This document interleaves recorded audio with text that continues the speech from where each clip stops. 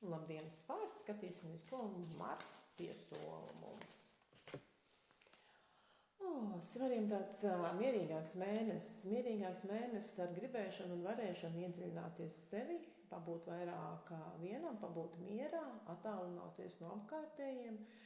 Cerams, ka jums būs tāda iespēja, jo svariem, ja tas nav tāds tradicionāla vēlme atvilkt telpu, padomāt, ļauj padomāt vienam pašam, ieklausīties sevi, un varbūt šis ir mēnesis, kad jūs varat patrenēt šo sajūtu, ka jūs paņemat un pieņemat lēmumu vienpersoniski. Jums nevajag apjautāties, kā citi par to jūtas, kas citiem ir svarīgi sakāms un ko citi cilvēki izvēlētos.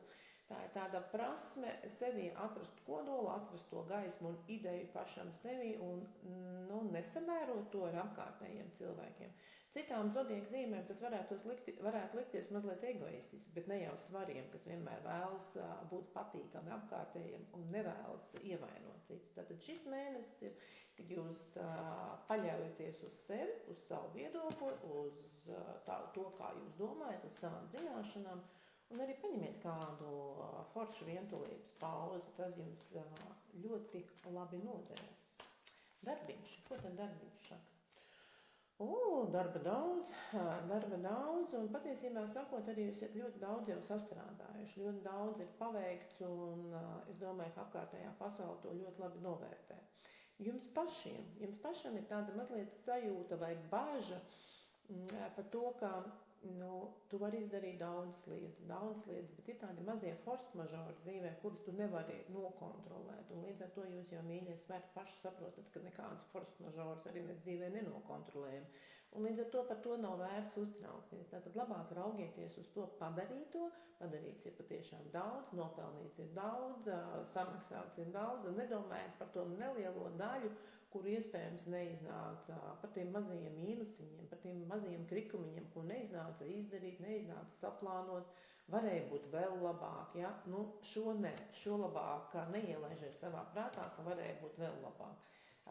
Viss vienmēr ir tā, kā tam ir jābūt, un jūs esat pastrādājuši tiešām ļoti labi. Jo tik labi, ka dažām labām svaru zīmes pārstāvjiem ir tāds nogurums jau, tāds smagums, tāds fizisks smagums, tas nozīmē, ka darba ir daudz un peļņas rādītāji ir lieli un jāstrādā daudz. Un tā kā to elpas vilcienu atcerieties, es teicu, atrodiet kaut kādu laiku, kaut vai diennakts tumšajā daļā, kad pabūt pats ar sevi, palasīt, pastaigāties, padomāt un nebūt darbā.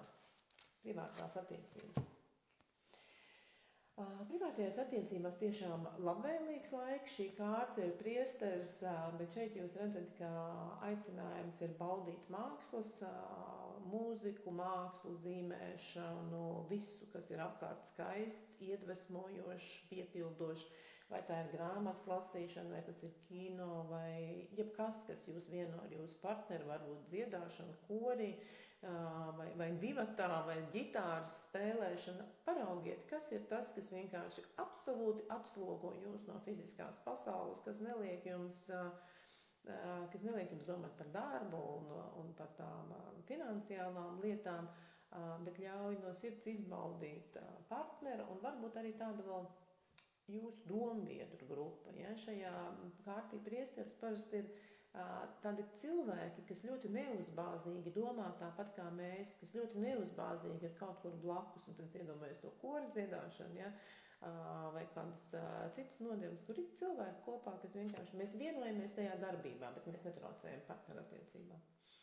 Un tiem cilvēkiem, kas tikai meklē attiecības, priesteris gan ir tāda garīga kārts un vairāk velk tā kā uz baznīcas pusi, bet viņi tomēr ir arī kārts, kas pilda augstāko spēku gribu, un tā kā augstākie spēki būs nolēmuši šajā mēnesī vairāk ar tendenci uz iepazīšanos, bet uz iepazīšanos tādu tikai pa gabalu, par saskatīšanos, par saprašanu, ka tāds cilvēks ir, ka, es sapratu, ka tā nav tāda konkrēta jau kopā būšana, ja tāda drīzāk tā kā nofiksēšana, šis cilvēks, jā, viņš ir tur, tad varbūt, ka ceļi mūs savedīs kopā, un viņi ir ļoti tā daudzsološi, bet neuzbāzīgi šī enerģija. Un jautājums, ko vajadzētu jums uzdot pašam sev? Tas jautājums ir tāds, ko es nevēlos redzēt ko es šajā brīdī nevēlos redzēt un nevēlos ielaist sevī. Kas tā ir par informāciju, emociju vai situāciju, ko es cenšos nepamanīt, neredzēt, neatrisināt un neielaist sevī. Lai jums interesants atbildes uz tikšanos!